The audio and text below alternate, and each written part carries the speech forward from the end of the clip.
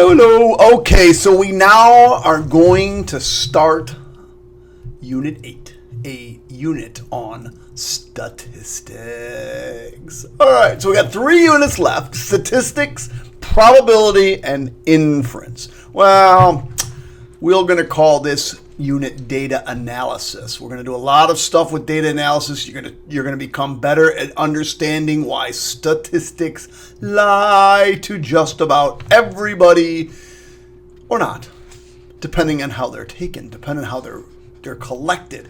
It's really, really important that you become a discerning student of statistics, because quite honestly, statistics permeate every aspect of your life. It's in everything. It's in everything. Every single newspaper, every single article, every single number always has some kind of statistic, some kind of percentage trying to get you to buy something or to think a certain way or to act a certain way. It's statistics. And if they can convince you that they're right, you might buy their product. You might bite on something that you may not have bought on before.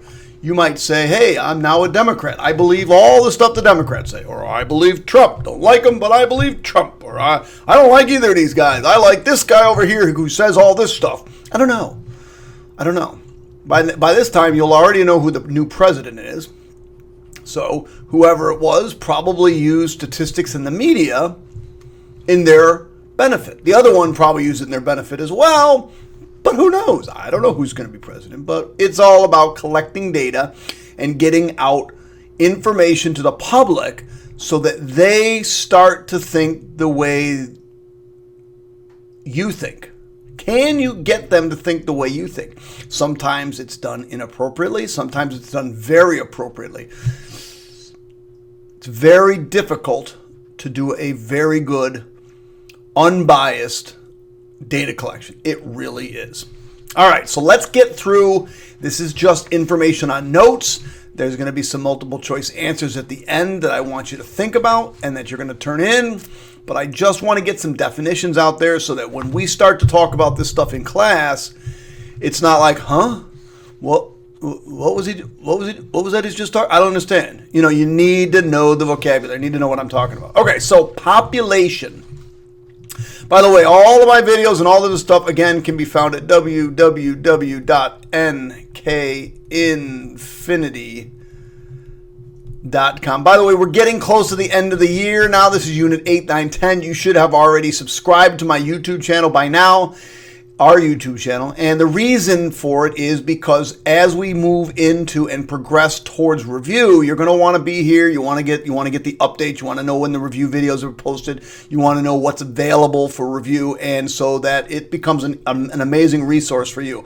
And hopefully by now you've already done that. All right, so let's collect data. Whenever research wants to know information about a population, and we're going to define this word in just a minute, you probably already know what it means. They collect some data. However, the majority of the time, they cannot collect data on the entire population, so they must take a sample to assess the population. The population, and I'm going to look down and up. I'm going to make sure I define them the way I want them to define them.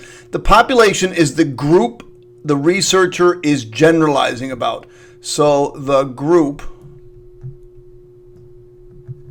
that the researcher, I just misspelled researcher.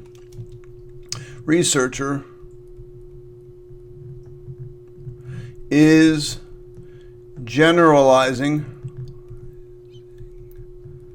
about.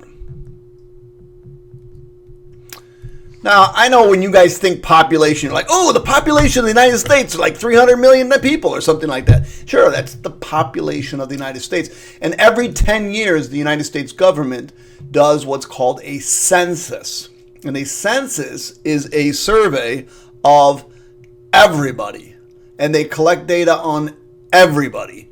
Well, you can imagine how expensive that is to collect all that information. They have to hire people that go door to door, that knock on door to door and ask questions. So every 10 years, we spend somewhere in the neighborhood of $1 billion to find out how many people there are, how many white people, how many black people, how many Hispanic people, how many Asian people, how many, if I'm upsetting somebody with race, I just don't use all the proper politically correct terms. I'm trying to, how many Jewish people, how many Catholics are, how many Protestants are. I don't know what they're collecting. They collect and ask you a bunch of questions. I haven't taken a census in a long time. I actually don't remember the last time someone came back for a census.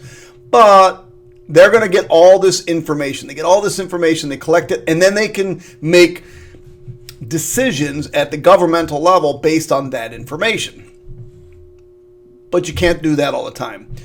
So that, in that case, that would be the population of the United States. But a population can be my classroom. If I wanted to know how my class, my second set class is doing, I can average all of their test scores, or I can ask them, or I can collect some kind of data about that population, or I can take a survey or a sample of that population, a small sample of their population. Normally, if it's just my classroom and there's only like 25 or 30 kids in it, then I would just do my information. I would collect the data on all 30.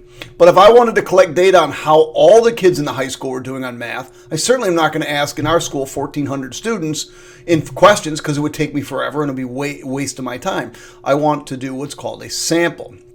So the population is what we're talking about. When we're talking about the mean variable or the mean symbol, sorry, couldn't think of the word, the mean meaning average, and we're going to talk about that in a few days. We're going to use this variable called mu. Oops, it's called mu. You say mu, but it looks like a really weird looking U, something like that. It's called mu.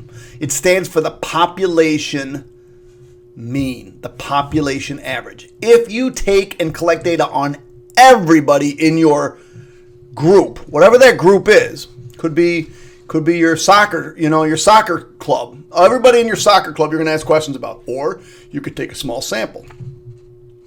But that's the average, which is the mean, is called mu. A sample is a group selected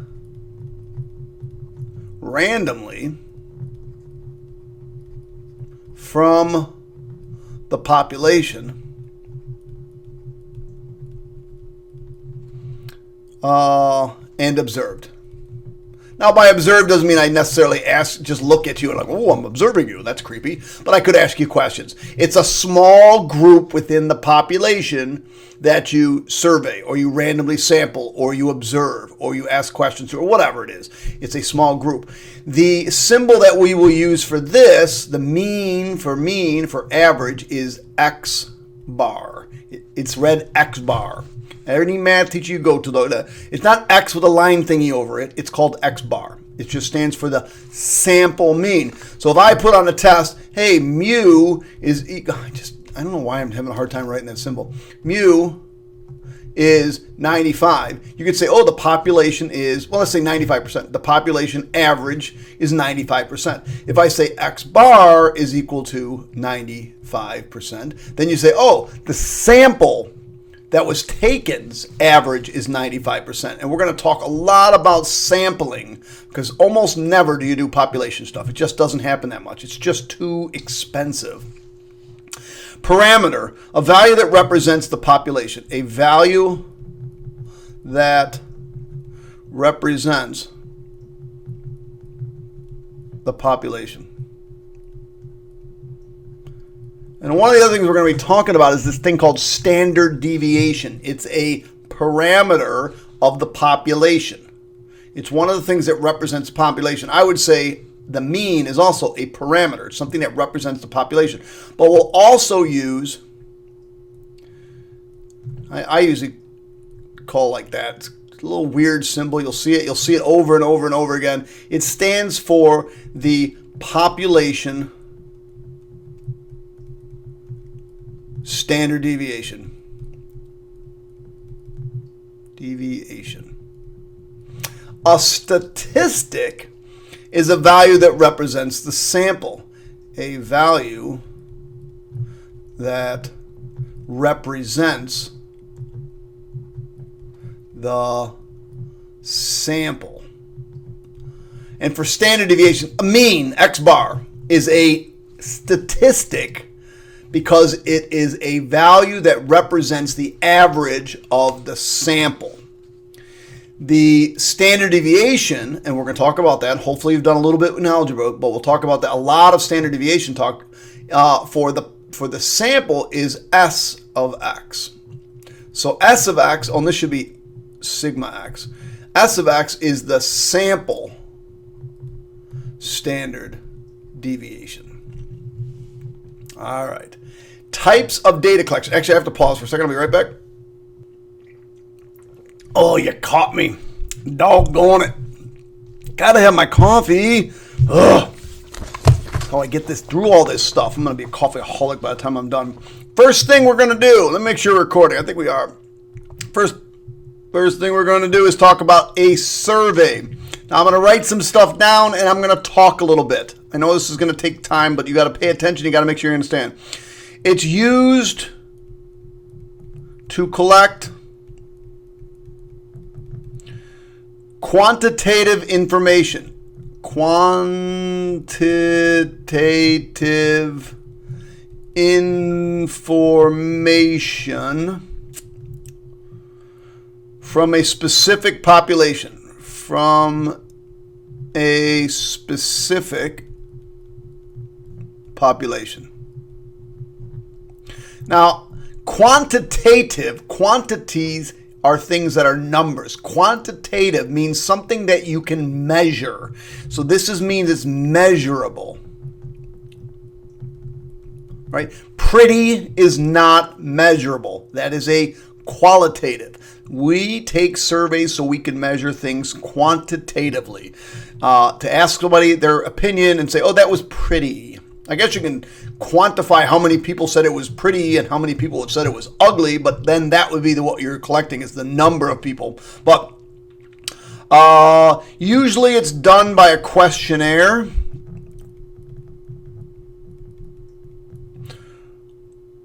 Or an interview by a receiver. Or an interview by a researcher. And we're going to talk about what that brings up. A census is a type of survey.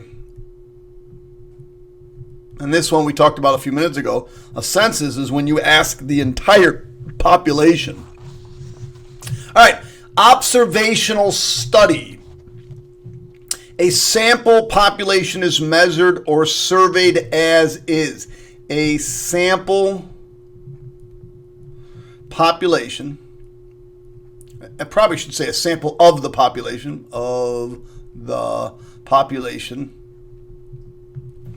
is measured or surveys as it is measured or surveyed as it is. This is probably the biggest thing I want you to remember, is it's collecting data that already exists. Collecting data that already exists. So you're doing some kind of research and you're collecting data that already exists. And that's in contrast to a controlled experiment. And this one, I'm just going to write, I'm sorry I keep having to look down. It's an observer. I want to make sure an observer. Observer. I know myself, if I don't look down, I'll mess something. Tests a hypothesis. Now you should know what that means from biology. By looking for changes. By looking for changes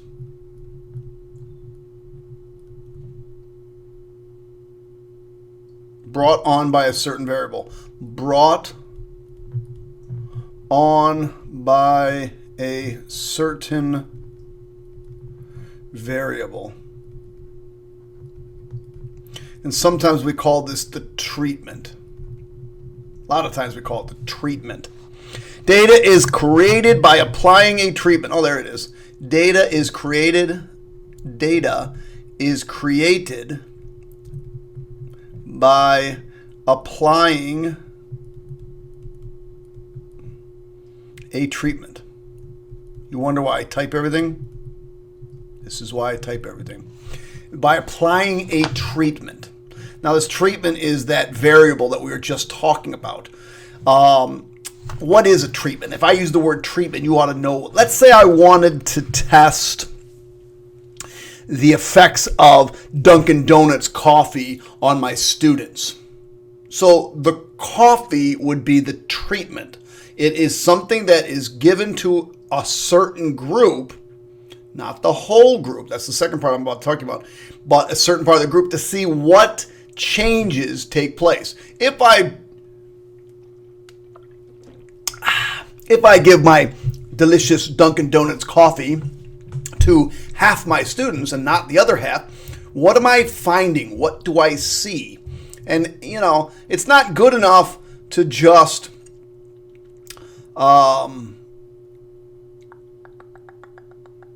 it's not good enough just to give them half the coffee and just pay attention because, and we're going to talk about this, a lot of bias creeps in. We're going to talk about bias in a few minutes, but a lot of bias creeps in. You have to have a control group. Have to have a control group. So what I mean by that is I could give you coffee, and then if I don't give the other group anything, then they're like, oh, I don't have coffee. I do have coffee. Now, is that a good experiment? Well, you have the control group, which isn't getting anything, and you have the testing group that does get the coffee, but they know they got the coffee. And because they know they got the coffee, they might ask differently. And because they know they didn't get the coffee, they might act differently as well. So sometimes what you have to do is give them the good Dunkin' Donuts caffeinated coffee and give them coffee maybe, or decaf coffee or crappy coffee, and see, what is the change that takes place. And it's very, very difficult to make experiments that don't have bias, that you can actually read the results, which is why every time I read in the newspaper about statistics, I am immediately skeptical of how good the data was collected and what it actually means. And you should too. I hope by the time you're done with these 3 units in probability and statistics that you are as discerning a student as I am, that every time you read statistics, you're like, yeah, bullshit, I can't say it, but I don't believe you. But maybe I do. Some of it's good, some of it's bad. Some researchers are very good, some researchers are very bad. I'll be back. Okay, in your notes, this is actually going to say systematic. I don't know why it came up looking like this, but it says systematic. And so what I want you to know about a systematic way of collecting data is you create some kind of system. I don't want to use blue. You create some kind of system. For example, let me just write it this way. When elements are in sequential order, when elements are in sequential. Now, what is that sequential order? I don't know. In some kind of order. And you randomly select a starting point.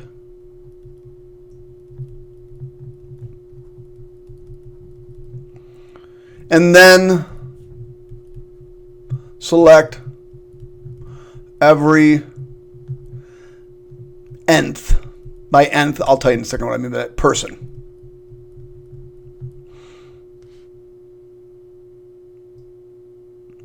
I say person, but I could mean element from the sample. And we'll talk about this tomorrow a lot. So what do I mean by that? Let's say I want to figure out how Wegmans shoppers think about the produce at Wegmans.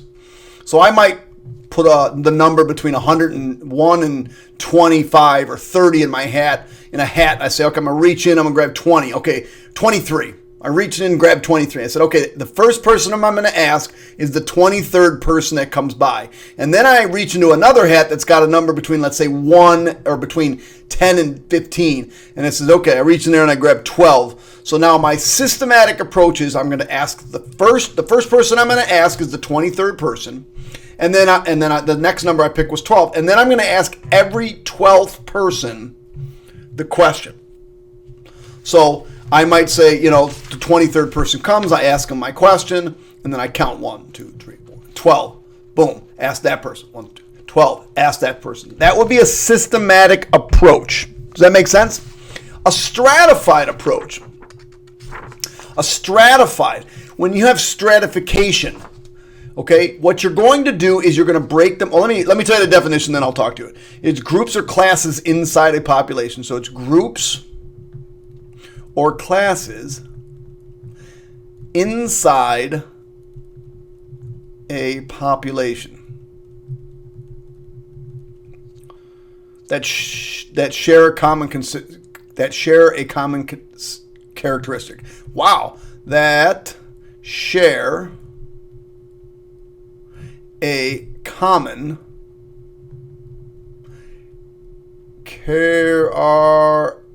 characteristic.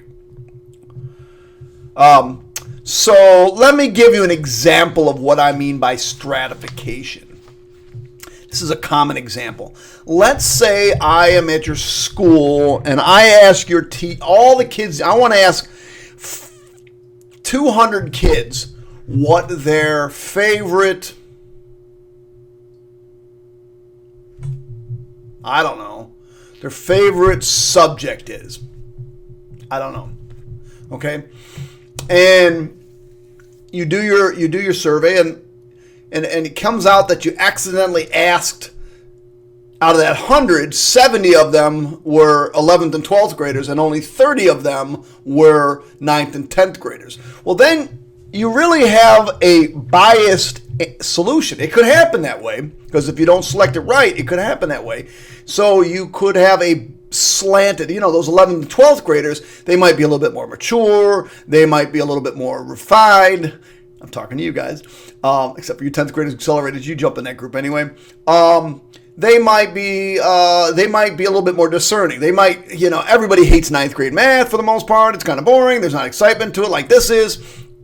A lot of people just hate math. I don't know. But when you get a little older, you get a little bit more mature. You understand things. Maybe if you don't hate, maybe you hate social studies in 7th and 8th and 9th grade. But by the time you get into 10th, 11th, and 12th grade, you start to understand the importance of social studies and understanding history and understanding all that stuff. And some of it's actually pretty cool stuff. But if you only take 70 people that are upperclassmen and you ignore the underclassmen, you're going to have one of the biases that we're going to talk about in a few minutes, and it's not good. So what I might do is say, okay, I'm going to collect 25 freshmen and 25 sophomores and 25 juniors and 25 seniors. And then I will figure out and do and then I'll ask the same question to 25 freshmen, 25 sophomores. Then you have an equal representation from each group. And what the common characteristic they have is they're all freshmen. And I'll ask them a question. They're all sophomores. I'll ask them a question. And that way you don't get underrepresentation and you get a better chance of getting good statistical data. If I was to ask, a question about, the Confederate flag and whether or not you should fly it, and I ask only people from the South, that might not be good. But I say, okay, I'm going to ask 1,000 people from the Southwest, the Midwest, the Northeast, the Northeast, Northwest, all the different areas. I'll ask and I'll stratify it. Then I'll ask all those people those kind of questions. Then I have a better chance of getting good statistical data.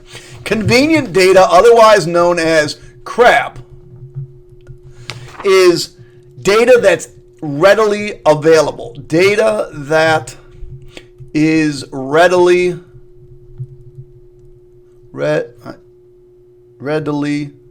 there's no A, readily available. And it's severely biased. And we'll talk about bias soon.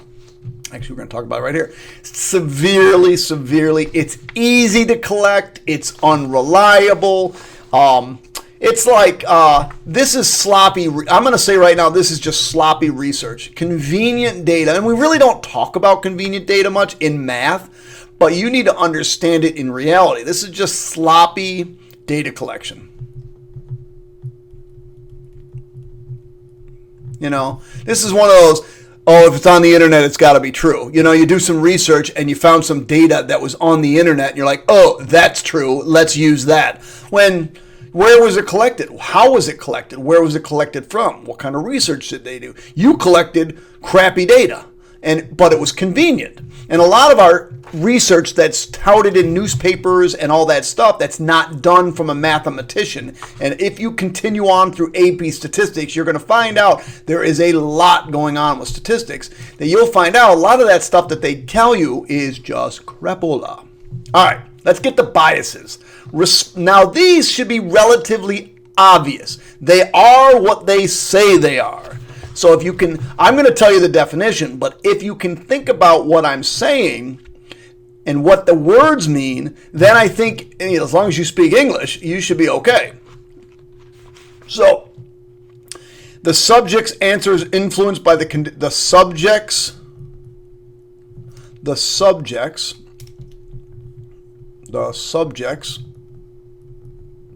answers is influenced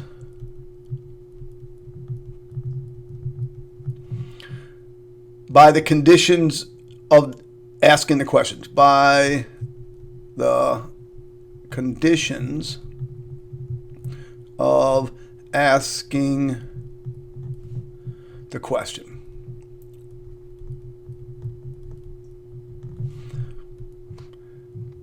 Let me give you an example. A police officer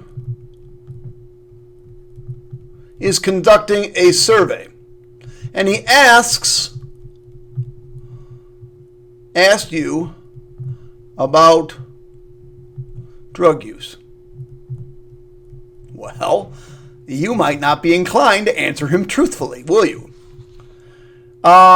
Here's another one. Let's say, and this comes up all the time. It was a big thing about 6-7 years ago. They want to find out about sexual activity of young high school students. And so they have the female, no, they ask, to be neutral, they asked your parents to come in and ask you about your sexual activity. Virgin? Virgin. Is that true? How about if the principal asks you? You have to go to the principal's office, and he's going to ask you, are you a virgin? What's your sexual activity? Blah, blah, blah, blah, blah. They ask you a whole bunch of questions. They've got these weird surveys sometimes that come out that talk about drug use and all that stuff, and then you're going to fill it out in front of the principal. Well, you're going to feel pretty uncomfortable filling it out there. Now, if you had to fill out that survey about sexual abuse, or not sexual abuse, but sexual proliferativity, whatever that word is, and your friends are asking, you'd be like, dude, seriously, man? I'm like, you're a loser, but whatever. You might answer it on the other side and talk about how great you are and how much you had. And the truth is, you might be a virgin, you might not be a virgin. I don't know what it is, but there's bias because of the way it was asked to you. This is why they like things being asked in surveys, and they say this is completely anonymous. When things are not anonymous and there is somebody asking you a question, or you feel some undue influence on you, if I answer that way, they'll feel that's response bias. Your response is biased because something around you is making you feel uncomfortable. It's not anonymous. So we want it to be anonymous. Non-response bias. Well, non-response means not giving an answer. So let's see what we can come up with for non-response bias. Not answering the question, or throwing out a survey,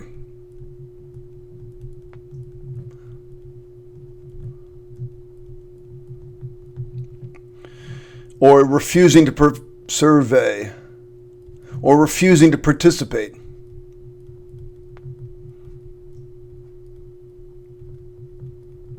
Think about this. How much mail do you get in your house that goes directly into your garbage? if your parents are busy like me, and both your parents are busy, and they get this mail, and they say, total crap, throw it away, total crap, throw it away, total crap, throw it away.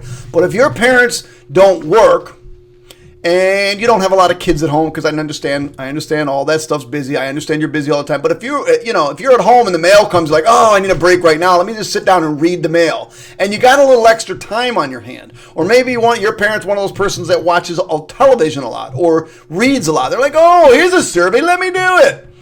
So that survey was answered a lot by people that have a lot of time on their hands. So those people all have a certain characteristic. Their lives may not be busy. They may not be educated. They may not be working. They may not be whatever. So you're going to get a response to a survey that was responded by a group of people that all have a similar characteristic. And all the other people that just threw the thing away, they chose not to respond. And that not responding is a non-responsive bias. Does that make sense? So if you have to find a way to collect data so that you get a response from everybody that's in your sample. And if you don't, then you're going to have non-response bias. People that didn't answer it, they're like, I'm not answering that dumb question. I'm not going to answer it. If you asked people about their drug use at a high school, well, a lot of people just like, I'm not answering that. I'm not answering. But unfortunately, a lot of the kids that probably do use drugs, yeah, dude up all the time. Yeah, dude up all the time. And you might like have an 80% use of drugs in your building when 90% of the people chose not to even answer the survey, and the 10% that actually do drugs and wanted to answer it answered the survey, and like, oh, wow, we have a really bad drug problem in our school because, look, 90% of the people said they use drugs. Well, maybe 90% of those that wanted to respond use drugs. Okay, voluntary response bias. A call-in or write-in response. A call-in or write-in response when not asked for or mandated. You watch American Idol. You watch America's Got Talent, and you call. You're making a voluntary selection on some. There's millions of people that watch the show that don't bother to call in. But those that do call in are volunteering their response. Here's a better example. Let's say you go out to dinner. 95% go out to dinner, you have a great food, you got a great waiter, things go smooth. The reason is because most people are relaxed. They're like, oh, whatever, it's pretty good. Or let's say 95% of the time you leave, you're like, good or acceptable waitressing or food. So you just leave. Everybody just leaves. They get up and leave. They don't see that little piece of paper on the table that says, hey, rate us. They only see that piece of paper on the table when they hate you, or the food tasted like garbage, or you were a complete witch, as, you know what I meant, as a waitress. You were just awful. You dropped the food, you were late, you were slow, I had to wait forever to get the bill, the food stunk, everything was cold, my son's food came early, my daughter's food came late, blah, blah, blah. You're going to fill out one of those surveys. So, although they put it on the table, they didn't tell you had to do it. They just left it there. Well, the only people that are going to fill those things out are the people that want to complain. So if you are mad, you're going to respond to that. So now if I'm a place that owns business and I get all these cards, one right after another, that says, oh my God, you're terrible, you're terrible, you're terrible. Or maybe I don't get a lot of them, but all that I get say it's terrible. I might think, wow, my business stinks. I got to do something to fix it. But then you got to remember, this has a voluntary bias. Most people, 90% of them, are leaving without ever having answered the thing. So they're probably satisfied. But this is where you got to be careful about voluntary response bias, Politics right now, a lot of people don't want to talk about their politics. A lot of people don't want to say what's going on in their mind about politics. It's just something personal. So you would have, but those that do, maybe they want to respond, like right now, everybody is bashing Donald Trump. I'm not either here nor there, but bash him or don't bash him. I don't really care.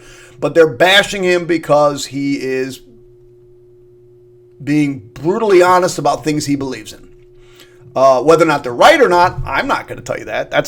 I'm not going to talk to you about my politics. I don't really care. But so a lot of people that are on the Democratic side are willing to say, I don't believe that, I don't believe that, I don't believe that, because they're on this side of, yeah, that feels good, that feels good, that feels right. That's what's right for America. That's what's right for what we're doing.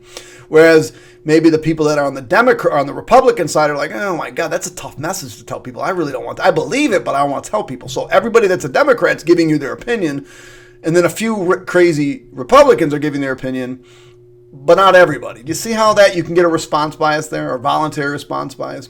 And finally, undercoverage bias. This is exactly what it says. You systematically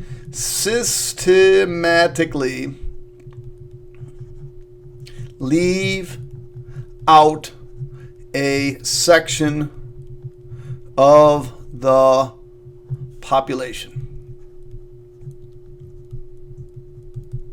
So I would like to know what people think about product X. And I only ask people... Oh, here, let me give you another example. I want to ask everybody what they think of football. So I go to the football game and I ask everybody leaving the Bills Stadium. Well, they're going to tell me they love football. Or let's say I go and I want to ask about,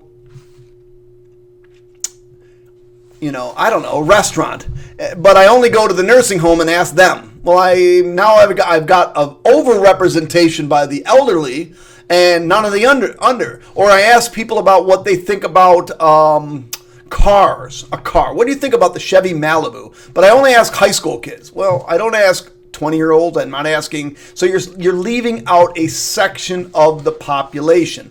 And if you leave out a section of the population, you get what's called undercoverage bias. You're leaving some part of the population out somehow.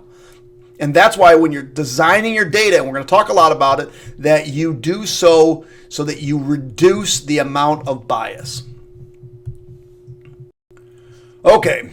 Ways to battle bias. I'm almost done. 2 more minutes. Ways to battle bias. Always use randomization. Some people are like, well, do I really have to? Yes, you have to. You always, always, always, always use randomization. Always. It prevents voluntary response bias. So it prevents voluntary response bias.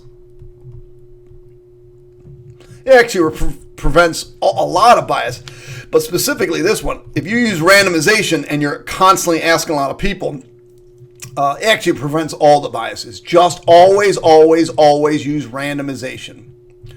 Cover. You want to make sure you cover entire population. Entire population. You want to make sure that there's nobody that wasn't represented. Obviously, this prevents undercoverage bias.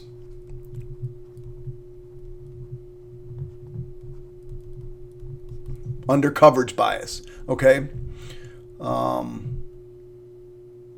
Yeah.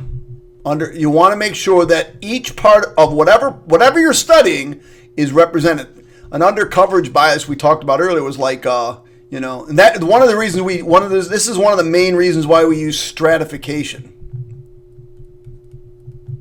Because if you use stratification, often like, okay, I want to make sure I cover some old people. I want to make sure I cover some middle-aged people. I want to make sure I cover some, 20s, 30s, and I want to make sure I cover some kids. That's stratification. Then collect your data. Neutral. Use neutral wording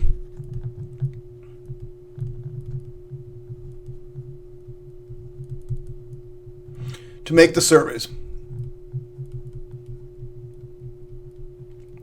And the big thing about this is it has to be, and I'm going to misspell this, I spelled it here, anonymous. Make it anonymous as possible, okay? You don't want to be asking people about their, weird freaks and likes right in front of their face. They won't tell you. But if you give them a blank, anonymous survey that's just, they know there's nobody that can tie that survey back into you, and it remains neutral.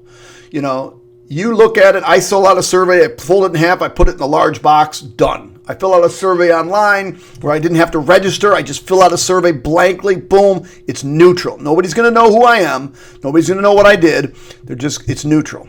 Okay, and then, so we talked a lot about collecting data. Well, not a lot about collecting data, but we talked a lot about how we need to collect data and things that are trips and pitfalls. And so you're starting to get an idea why collecting data is so difficult and why you need to be a little discerning when you're reading statistics in a newspaper or online on, is this good data? Is it not good data? Is it acceptable? Does it make sense?